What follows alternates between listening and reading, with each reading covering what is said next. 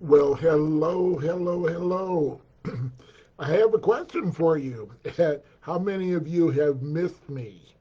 Um, we are, I believe, live now, and I know that I haven't been here for the last couple of weeks. And, with some things going on, sometimes we just have to take a break. But I've got a real special question for you today. Are you a participant or are you a spectator? And let me know if you're here. I am doing something brand new today that I am on the computer doing the live instead of my phone. So the question really is an important one for me because it's one that I have really lived with for, oh golly, over 30 years. And it's so important to me that if you can see the blue board behind me, it is the board that does and says that and asks me that question every single day. And so, really, what is the difference between being a spectator, or a participant? Excuse me. And it's really both important. Both of those areas are important places, and it's totally okay if you're a participant or a spectator. But it's really important as well to decide which one you are. And there's times when we're both. There's times when are neither. Really, it's not neither. It's where we are a spectator. So one of the things that I realized in my life, I did the flying of uh, the P-51, the World War II fighter. So when the F-16 pilot that I was flying with was flying the plane, was I a spectator or was I a participant? At that moment, I really wasn't flying the airplane. I was along for the ride. But when he handed uh, the the flight over to me, hey Cindy, how are you? Happy thanks, or I almost said happy Thanksgiving, happy Thursday as well.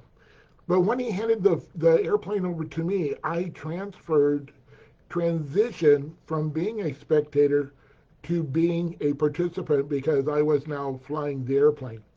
And so when we look at certain areas of our lives, particularly when we have adversity in them, like right now, we can have that tendency, that feeling that we have no control. We are really a spectator in the adverse situation that we find ourselves in. I look back back to 1988 when I was diagnosed with multiple sclerosis. It was something that I was totally out of control over at that moment. I had gone numb from the neck down. I lost the ability to write. I lost the ability to walk. And so I had to decide how I could become a participant in something that I had literally no control over. And so, using those two examples, I'd like to suggest that there are things that you can do. The first thing is to really make a difference. What are the differences between adversity versus momentum? Adversity at times gives us momentum because when we are going along and everything is going smooth, unfortunately, sometimes we can get lazy. There are times when we're not creative because there is no need. We don't have to adjust. And when we come across adversity, there's an old saying, you come up against a mountain, you go around it, through it, over it, or plant your flag right there and build your destiny at the foot of the mountain. And sometimes at the foot of the mountain is momentary. So, and I've said this many times about momentum. The definition for me about momentum is not necessarily speed, but movement. So, what is it that we can do? It really comes down to a choice. When we have adversity, when we have things that technically are out of our control, what is it that we can do? And so instead of looking at it as fear, because this is psychologically in the peptides that are created in the brain, there is no difference between fear and excitement. So, what can we get excited about right now? What are the things that we can break down? And even in the celebration phase, what can we celebrate? It may not be as big as we would like. It may not be what it is that we were originally wanting at this point in the year when we started out. But what can we celebrate? Are we still in the game? Are we still able to see how we can adjust a little bit? And that really takes me to the action steps today. And the first thing is look back to January and say, what was my original vision? What really did I have in mind for this year to be able to create that magic going to that next level, whatever it may be, but reattach to that vision because in essence we're coming up to about halftime. So what is it that we can do to say it's not over? So by repositioning, reattaching, putting the emotion back in to that original vision now is going to really help us keep moving forward. And then the question is, how do we adjust? You know, my boot camp is coming up, my 3-day event is coming up in July. And because of the different requirements right now, we're looking at how do we adjust? What are the things that, not saying that we're not going to do it, but how do we adjust to do it? It may be a change in date. It may be the change in how we position people in the ballroom. I don't know what it is right now. We're looking at all the different options right now to see what would work best to be able to provide the same level of engagement, the same level of benefit for people that attend. You know, this is number 38 for me, so I don't. There's a level of expectation that people have when they come now, and so it's really important to keep that up. And so, what is it that we can do to adjust and to keep moving forward? And as situations and circumstances change, how do we adjust again to even get greater momentum? And sometimes it's actually going back to the speed idea. Sometimes it's safer to go a little bit slower to get our traction than it is to just barrel ahead hoping that it's going to be okay. So right now we have opportunities to be able to adjust in ways that we probably haven't even thought of.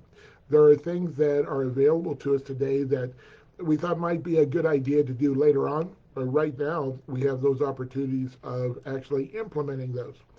And the third thing is, you know, please, please, please ask for help. You know, I've been talking about this for a long time that we're in an age of community, that we're no longer just, you know, going on our own little way. This is really important, and to look for those synergy areas to where it could be an organization, it could be an individual. You could reach out here and ask questions. There's all kinds of ways for you to look at, okay, here's my problem. What is it that you guys know as a possible solution? Don't stay in your little cubby. Reach out. Be a part of the community, not only to receive, but also you're going to find places that you can share as well. And so, you know, I just wanted to bring this idea to you.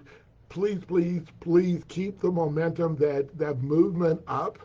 We are going to get through all of this, and my belief is that we're going to be able to have many opportunities in during and after that maybe we didn't have before. So keep your eyes and ears open. If you like this, uh, Facebook Live, would you please share it? Let people know that I'm doing these on Thursdays at 1 o'clock Mountain Time.